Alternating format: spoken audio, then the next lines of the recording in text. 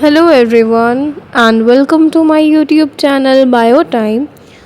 आज के इस पर्टिकुलर वीडियो में हम लोग कवर अप करने वाले हैं क्लास 12th का इकोलॉजी यूनिट का फर्स्ट चैप्टर जो चैप्टर 11 है organisms and population.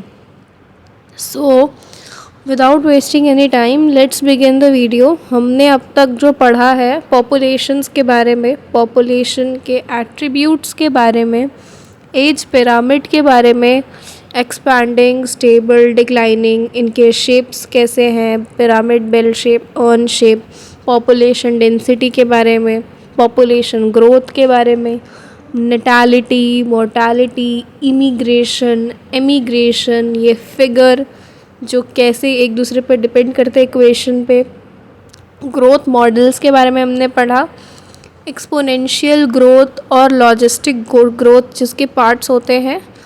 Exponential growth dn/dt is equals to rn इसका इक्वेशन है, और लॉजिस्टिक ग्रोथ का इक्वेशन जो है वो है dn/dt is equals to rn k minus n upon k।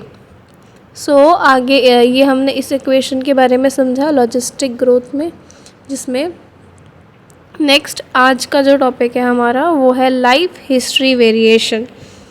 Without wasting any time let's begin today's video. Life history variation में population जो है वो इवॉल्व होता है मैक्सिमाइज़ करने के लिए अपने रिप्रोडक्टिव फिटनेस को, जिसे डार्विनियन फिटनेस भी कहा जाता है, जिसमें आर वैल्यू ज़्यादा होती है उस हैबिटेट में जिसमें वो रहते हैं। किसी particular set of selection pressures में जो ऑर्गेनिजम्स हैं वो इवॉल्व करते हैं मोस्ट एफिशिएंट रिप्रोडक्टिव स्ट्रैटेजी से। जो कुछ ऑर्गेनिज्म ब्रीड करते हैं अपनी लाइफ में सिर्फ एक बार, जिसका एग्जांपल है Pacific salmon fish, bamboo, while others जो है वो मल्टीपल टाइम्स अपने लाइफ टाइम में ब्रीड करते हैं, जिसमें मोस्टली बर्ड्स और मैमल्स एग्जांपल होते हैं। कुछ प्रोड्यूस करते हैं large number of small size offspring, example है ऑयस्टर्स, पेलेजिक फिशेस। कुछ ऐसे हैं जो स्मॉल नंबर में रिप्रोड्यूस करते हैं ऑफस्प्रिंग को, बट वो लार्ज साइज़ के होते हैं, जिसका एग्जांपल है बर्ड्स, मैमल्स। इकोलॉजिस्ट ने ये सजेस्ट किया कि लाइफ हिस्ट्री ट्रेट्स जो है ऑर्गेनिजम्स का वो इवॉल्व हुआ है in relation to constants imposed by abiotic and biotic components उस हैबिटेट में जिसमें वो रहते हैं। Life history trait different species में जो कम्युनिटी करेंटली इम्पॉर्टेंट है रिसर्च के लिए, इकोलॉजिस्ट के लिए। नेक्स्ट टॉपिक है पॉपुलेशन इंटरैक्शन। इसमें ये क्वेश्चन किया गया है कि can you think of any natural habitat on earth that is inhabited just by single species. क्या ऐसा कोई भी स्पीशी है नेचुरल हैबिटेट में जो सिर्फ एक सिंगल स्पीशीज़ प्रेजेंट हो वो एरिया में और वो लिव कर रहे हो? तो इसका आंसर है कि ऐसा कोई भी हैबिटेट नहीं है, और ना ही ऐसा सिचुएशन पॉसिबल है। किसी भी स्पीशीज़ को ज़िंदा रहने के लिए मिनिमल रिक्वायरमेंट जो है उसका वो है एक या एक से ज़्यादा, यानी उस स्पीशीज़ के अलावा भी स्पीशीज़ होना चाहिए जिस पर वो फीड कर सकें।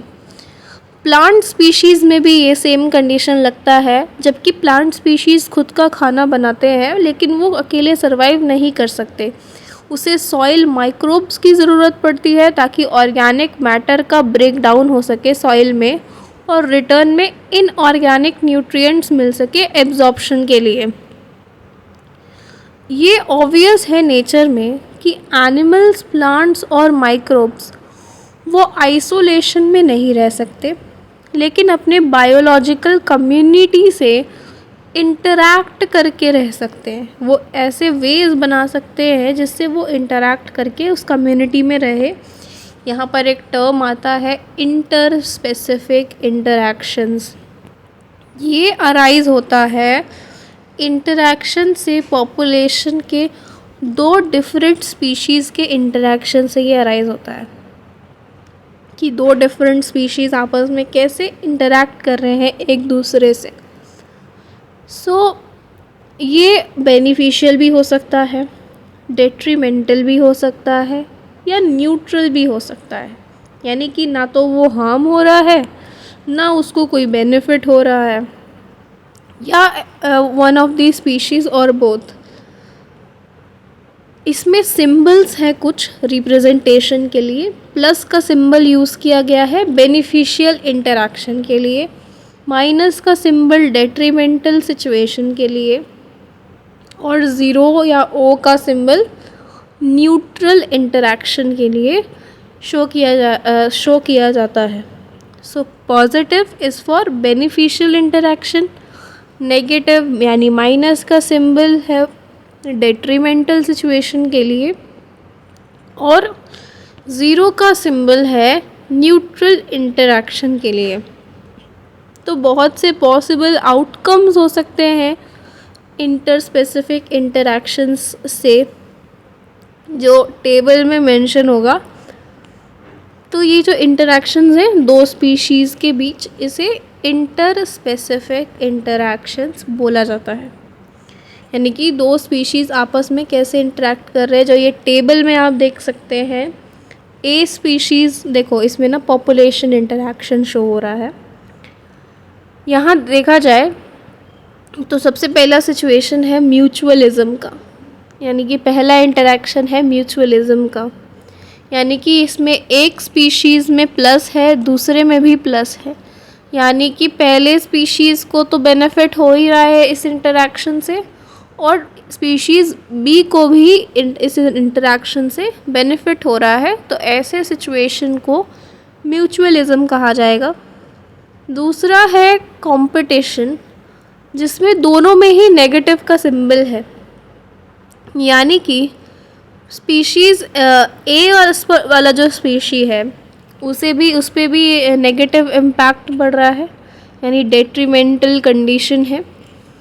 और जो स्पीशीज़ बी है उस पर भी नेगेटिव इम्पैक्ट बढ़ रहा है, यानी कि उस पर भी डेट्रीमेंटल सिचुएशन है। तो ऐसे केस को कंपटीशन कहा जाएगा, जिसमें दोनों ही स्पीशीज़ को हार्म पहुंच रहा है। थर्ड है प्रेडेशन। प्रेडेशन में ए स्पीशी को पॉजिटिव इम्पैक्ट पड़ रहा है और बी स्पीशीज़ पर नेगेटिव इम्पैक्ट पड़ रहा है। यानी एक के लिए तो ये इंटरैक्शन बेनिफिशियल हो गया बट दूसरे के लिए ये इंटरैक्शन लॉस है, दूसरे के लिए हार्मफुल है। तो ये प्रेडेशन है। सेम ऐसा ही सिचुएशन है पैरासाइटिज्म के लिए। इन दोनों ही सिचुएशन में एक स्पीशी को बेनिफिट है, दूसरे को लॉस है। नेक्स्ट कंडीशन है कमेंसलिज्म का।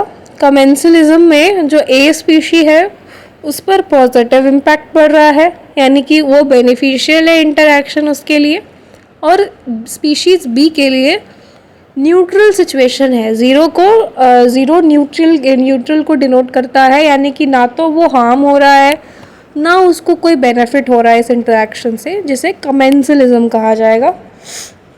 नेक्स्ट और लास्ट है अमेंसलिज्म। अमेंसलिज्म में ए स्पीशीज़ पे नेगेटिव इम्पैक्ट पड़ रहा है और बी स्पीशीज़ पर कोई इम्पैक्ट नहीं पड़ रहा, वो न्यूट्रल कंडीशन हो गया उसके लिए ना तो उसके लिए ये हार्मफुल है ना तो उसके लिए ये बेनिफिशियल है। सो ऐसे कंडीशन को अमेंसलिज्म कहा जाता है।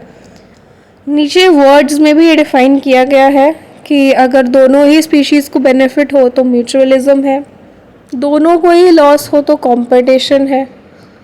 पैरासाइट और प्रेडेशन में कोई एक ही स्पीशी को बेनिफिट होगा, यानी कि पैरासाइट और प्रेडेटर को ही।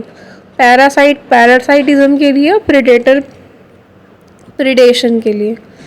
और जो दूसरा स्पीशी है, यानी कि जो होस्ट है, पैरासाइट का होस्ट, प्रेडेटर का प्रे, इनके लिए सिचुएशन कैसी है? डेट्रीमेंटल कंडीशन है इनके लिए। इंटरैक्शन, जब ऐसा इंटरैक्शन जिसमें एक स्पीशी तो बेनिफिट है बट दूसरे को ना तो बेनिफिशियल है उसके लिए ना तो हार्मफुल है उसके लिए, सो ऐसे कंडीशन को कमेंसलिज्म कहा जाता है।